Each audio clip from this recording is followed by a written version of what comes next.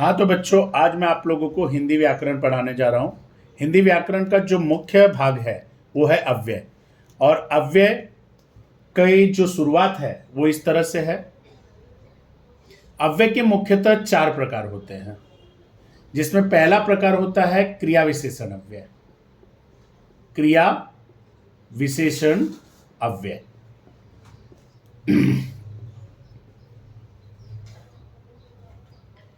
क्रिया विशेषण अव्यय में वो चीजें आती हैं जो क्रिया की विशेषता बताता हो, जो क्रिया की विशेषता बताता हो। जैसे क्रिया क्या हो जाता है? भागना, पढ़ना, गिरना। ये क्रिया है। क्रिया मतलब हम जो कुछ भी काम करते हैं, जो भी कार्य करते हैं, कार्य को क्रिया कहा जाता है। कार्य को क्रिया कहा जाता है। भागना, पढ़ना, गिरना। अब इस क्रिया की जो विशेषता बताता है, जो इस क्रिया की विशेषता बताता है, उसे हम कहते हैं क्रिया विशेषण। जैसे भागना, वह जोर जोर से भागता है। वह जोर जोर से भागता है। पढ़ना, वह बहुत धीमी आवाज में पढ़ता है। कैसे पढ़ता है? धीमी आवाज में। तो धीमी क्या हो गया? क्रिया विशेषण अव्यय। वह धम्म से गिरा। कैसे गिरा? धम्म से गिरा। तो धम्म क्या हो गया? क्रिया विशेषण अव्यय। तो बच्चों, आप लोगों को समझ में आ गया होगा क्रिया विशेषण अव्यय क्या है।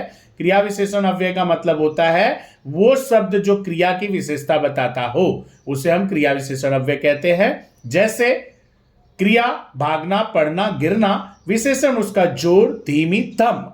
जोर से गिर भागना, धीमी पढ़ना, गिरना, धम्म से गिरना। ये क्या हो गया? क्रिया विशेषण अव्यय। तो बच्चों, मैं आशा करता हूं कि आप लोगों को क्रिया विशेषण अच्छी तरह से समझ में आ गया होगा। अब मैं आपके सामने जो दूसरा अव्यय बताने जा रहा हूं, वो अव्यय है संबंध सूचक अव्यय। संबंध सूचक अव्यय। संबंध सूचक अव्यय, अगर आप लोग इंग्लिश मीडियम से हैं तो आप लोगों के लिए संबंध सूचक अव्यय का मतलब होता है प्रेपोजिशन। संबंध सूचक अव्यय का मतलब होता है प्रेपोजिशन। प्रेपोजिशन का मतलब होता है पोजीशन, स्थिति। जैसे संबंध सूचक अव्यय ऊपर, नीचे, आगे, पीछे। ऊपर, नीचे, आगे, पीछे, साथ के लिए, ये सारे जो शब्द है ये संबंध सूचक अव्यय की तरफ, और। अब मैं एक एक करके इसके उदाहरण बताता हूं। जैसे मैंने पुस्तक टेबल के ऊपर रखी थी, तो ऊपर क्या हो गया? संबंध सूचक अव्यय। मैं नीचे के घर में रहता था। कहां रहता था? नीचे के घर में। आगे, आगे का मतलब होता है मेरे आगे वो चल रहे थे। पीछे, हम उनके पीछे पीछे चल रहे थे। साथ, मैं मेरे पिताजी के साथ मुंबई जाऊंगा। के लिए, मैंने तुम्हारे लिए पुस्तक लाई है। हम उत्तर दिशा की तरफ बढ़ रहे थे। हम उत्तर की ओर बढ़ रहे थे। तो ये सारी चीजें क्या कहलाती है? संबंध सूचक अव्यय। इसे हम क्या कहते हैं? संबंध सूचक अव्यय। बच्चों, आप लोगों को समझ में आ गया होगा संबंध सूचक अव्यय क्या है। अब उसके बाद आता है समुच्चय बोधक अव्यय। समुच्चय बोधक अव्यय। समुच्चय बोधक अव्यय, इसमें होता है, समुच्चय बोधक अव्यय में विभिन्न प्रकार के शब्द होते हैं, जिसको हम इंग्लिश में बोलते हैं कंजंक्शन। कंजंक्शन का मतलब होता है दो शब्दों को जोड़ने वाला शब्द, कंजंक्शन। जैसे और, अथवा, लेकिन, किंतु। देखिए, लेकिन, किंतु, परंतु, ये एक ही शब्द के पर्यायवाची हैं। लेकिन के लिए हम लोग किंतु भी यूज करते हैं, लेकिन के लिए हम लोग परंतु भी यूज करते हैं। या किसका पर्यायवाची है? अथवा का। इसलिए, कि, ये सब क्या है? कंजंक्शन वर्ड है। जैसे मैं वहां गया और तुम्हारे लिए पुस्तक लाया। अथवा मैं कल अथवा परसों आऊंगा। मैं तुम्हारे घर आया था लेकिन तुम मुझे नहीं मिले। मैं तुम्हारे घर आया था किंतु तुम मुझे नहीं मिले। मैं तुम्हारे घर आया था परंतु तुम मुझे नहीं मिले। मैं कल या परसों आऊंगा। मैं वहां नहीं पहुंच सका इसलिए यहां आ गया। उसने कहा कि वह कल आएगा। तो सारे जो दो सेंटेंस को जो जोड़ते हैं, दो सेंटेंस को, दो वाक्यों को जो जोड़ते हैं, उन शब्दों को हम क्या कहते हैं? समुच्चय बोधक अव्यय। अब अव्यय का जो लास्ट समूह होता है, लास्ट पार्ट होता है, वो अव्यय का लास्ट पार्ट होता है विस्मयादि बोधक अव्यय।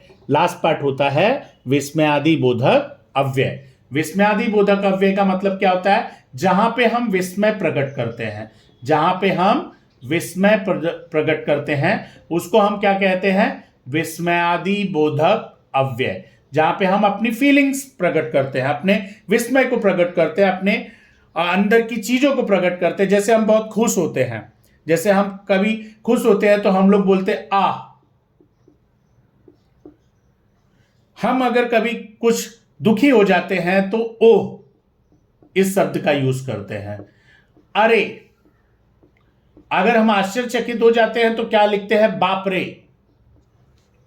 ज्यादा गर्मी पड़ रही है तो हम क्या लिखते हैं? उफ, बहुत गर्मी पड़ रही है।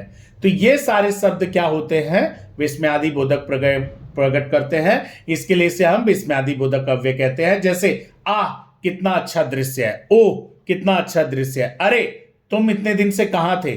बाप रे, वहां इतना बड़ा खड्डा है। उफ, कितनी गर्मी पड़ रही है। तो ये सारे शब्द जो होते हैं ये विस्मयादि बोधक अव्यय होते हैं। तो बच्चों, आप लोगों को समझ में आ गया होगा अव्यय के 4 प्रकार। पहला प्रकार होता है क्रिया विशेषण अव्यय, दूसरा प्रकार होता है संबंध सूचक अव्यय, तीसरा प्रकार होता है समुच्चय बोधक अव्यय, और चौथा प्रकार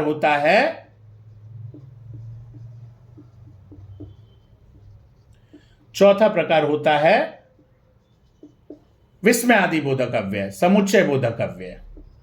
तीसरा प्रकार समुच्चय बोधक अव्यय,